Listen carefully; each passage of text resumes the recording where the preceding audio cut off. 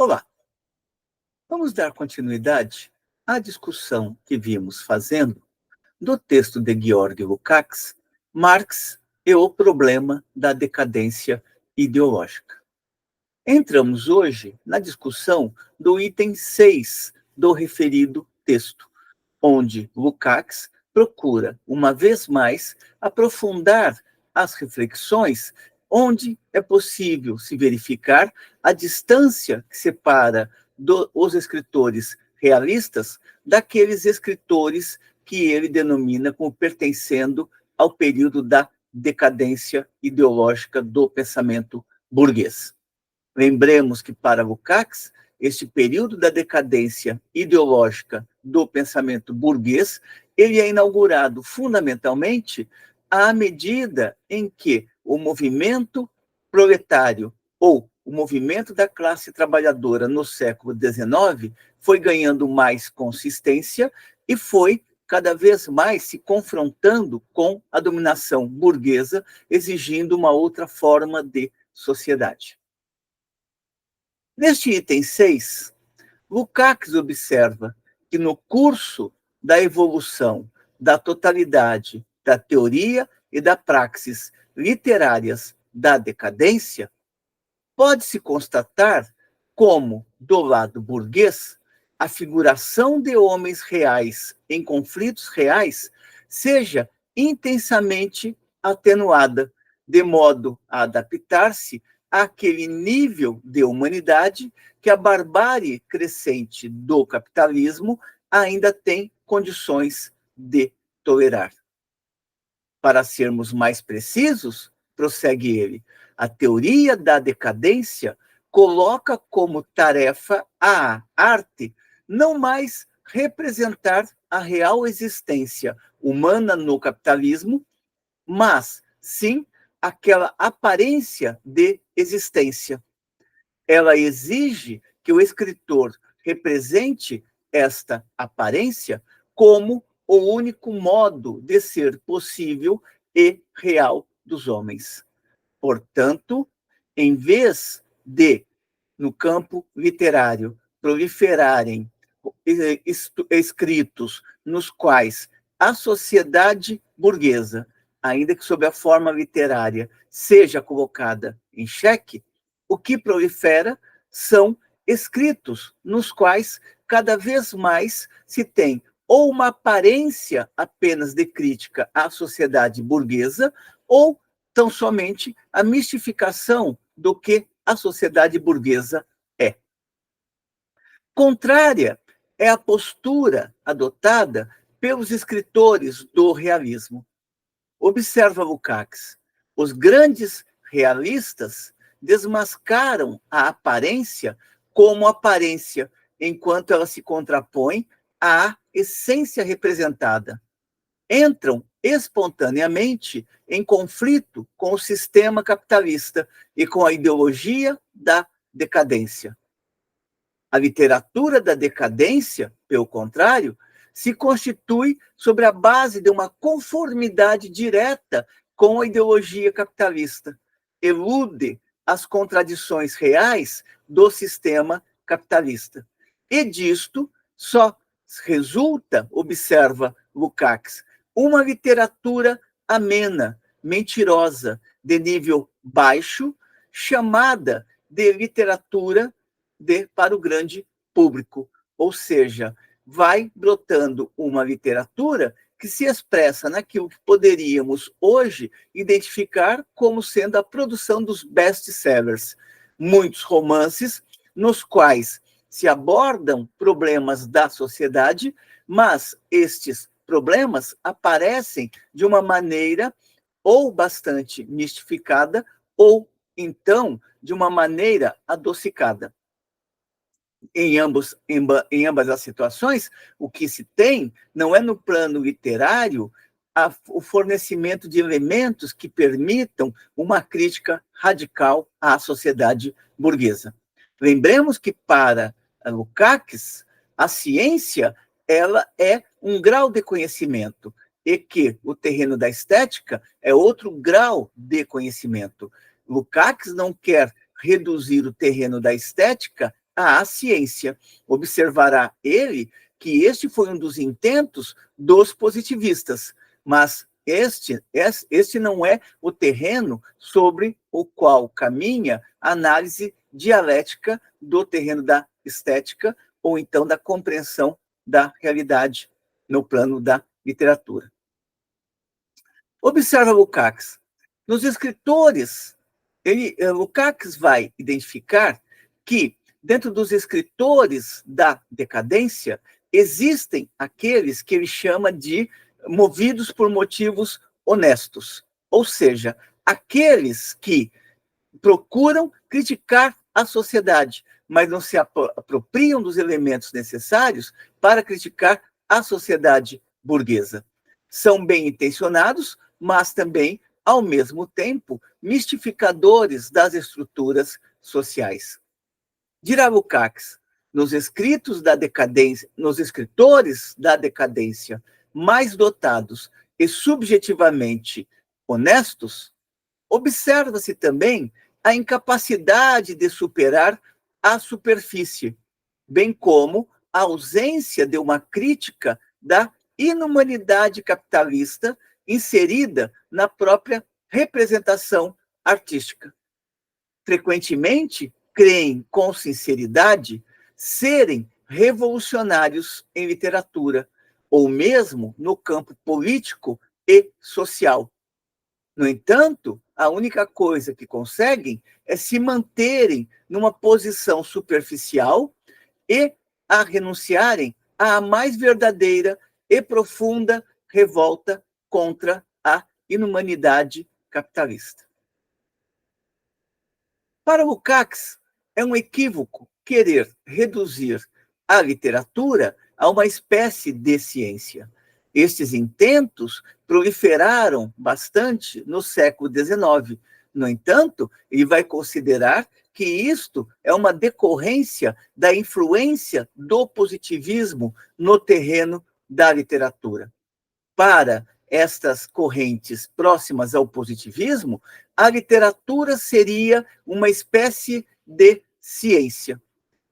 Observa também que muito contribuiu para esta forma de se pensar a literatura o próprio desenvolvimento da sociologia moderna, que o Lukács denomina por sociologia burguesa em outro momento. Dirá ele, a literatura seria uma espécie de ciência.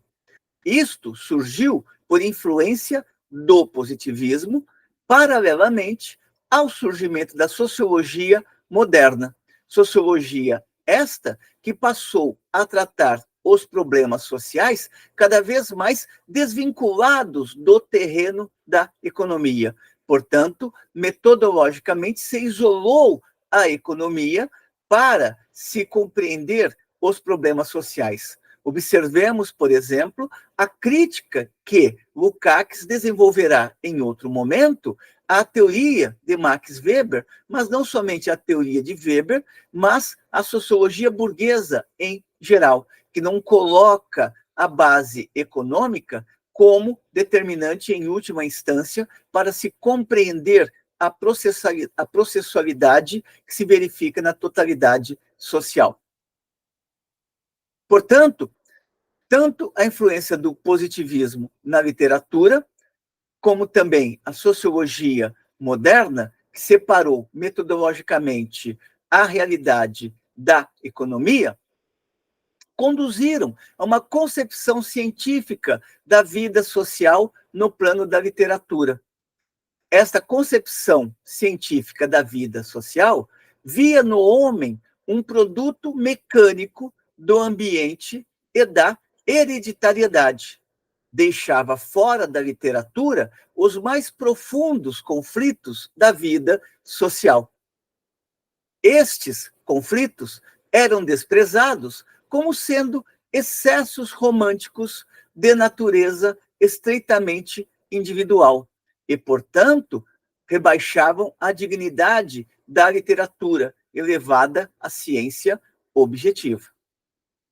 A verdadeira figuração do homem, prossegue Lukács, a verdadeira figuração do homem dentro desta literatura que se pretendia científica, a verdadeira figuração do homem é substituída pelo acúmulo quantitativo de detalhes superficiais.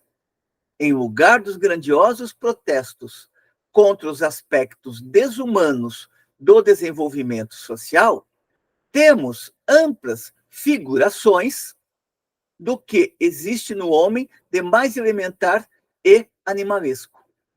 Em lugar da grandeza ou da debilidade do homem nos conflitos com a sociedade, temos, nesta literatura, que se pretende científica, amplas descrições de atrocidades exteriores. Os conflitos da verdadeira vida humana são, portanto, dentro desta perspectiva, excluídos da obra literária. No lugar destes conflitos, emerge o apelo à vida da interioridade humana, mas uma interioridade na qual são feitas abstrações das relações sociais dos homens, ou seja, são colocadas à margem as relações sociais reais dos homens. Com isto, o que brota é uma literatura que fetichiza a realidade, mistifica esta realidade e, muitas vezes, apela às forças eternas da vida. Surge, assim, observa Lukács, um reflexo abstratamente superficial, ou seja, um quadro genérico, fenomênico. Um reflexo abstratamente superficial e deformado dos conflitos da vida humana. Reflexo no sentido de que estes escritores, eles olham para a realidade, observam a realidade e reproduzem esta realidade no plano do pensamento, mas não como esta realidade efetivamente é, e sim reproduzem no plano da literatura esta realidade de uma maneira totalmente mistificada. É aqui que entra, em Lukács, a ideia do reflexo, ou seja, a reprodução no pensamento daquilo que está sendo observado na realidade. Um reflexo abstratamente superficial e deformado dos conflitos da vida humana, já que está ausente, neste tipo de literatura, a verdadeira luta dos homens com a sociedade e na sociedade. Também estão ausentes as determinações objetivas da vida humana.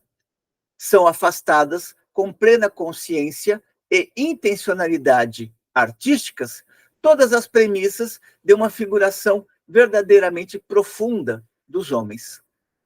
Lukács cita, como exemplo, Maeterlinck, um escritor que, à época, gozava de grande prestígio. Dirá ele, em Maeterlinck, a morte é abstratamente isolada de toda ligação social concreta, de todo conflito individual da vida, de modo a ser representada de uma maneira pura, como problema eterno da vida humana. O que se obtém desse modo? Nada mais do que a descrição do medo animal diante do fato nu da morte. Contrário é o que acontece em um escritor realista como Tolstói. Dirá Lukács, em Tolstói, encontramos também considerações em relação à morte. No entanto, Tolstói considerou a morte como sendo um problema capital, mas ele figura sempre a morte em relação com a vida individual e social de determinados homens.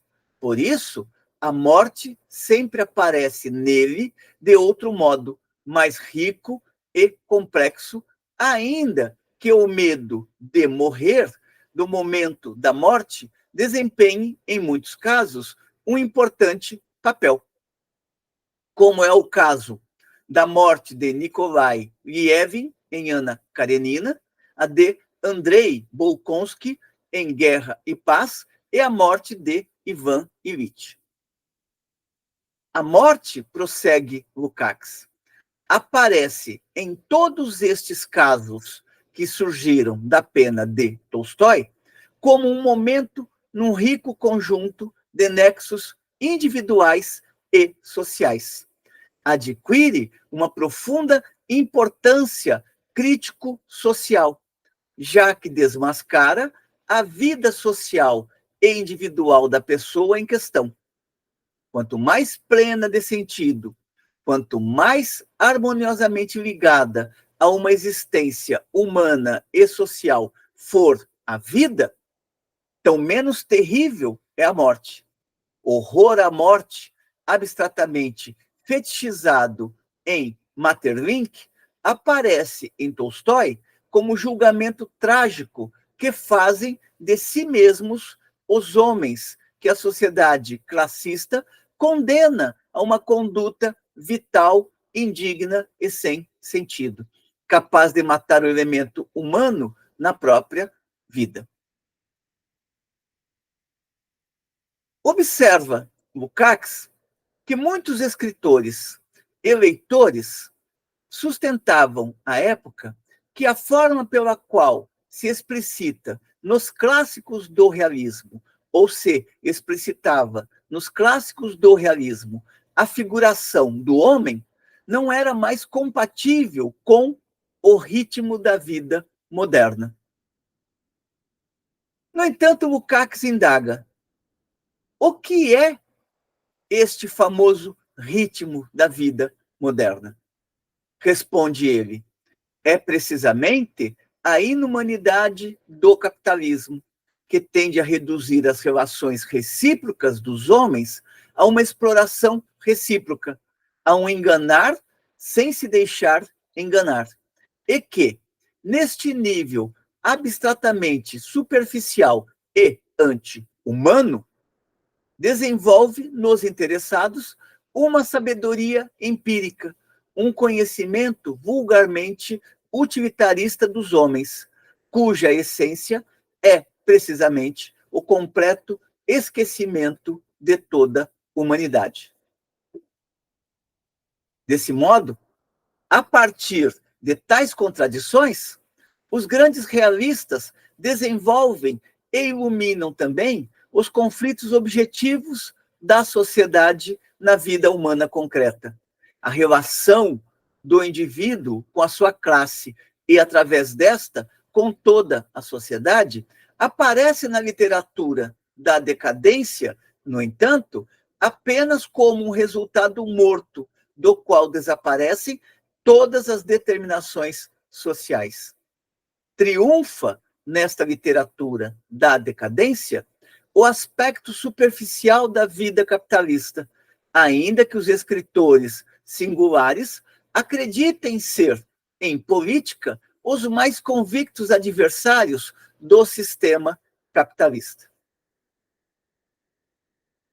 Da literatura da decadência, conclui Lukács neste item 6, brota apenas um refinado irracionalismo, um apelo ao originário, isto é, àquilo que é considerado como animalesco e bestial nos homens, o que agrava o caráter decadente de tal literatura.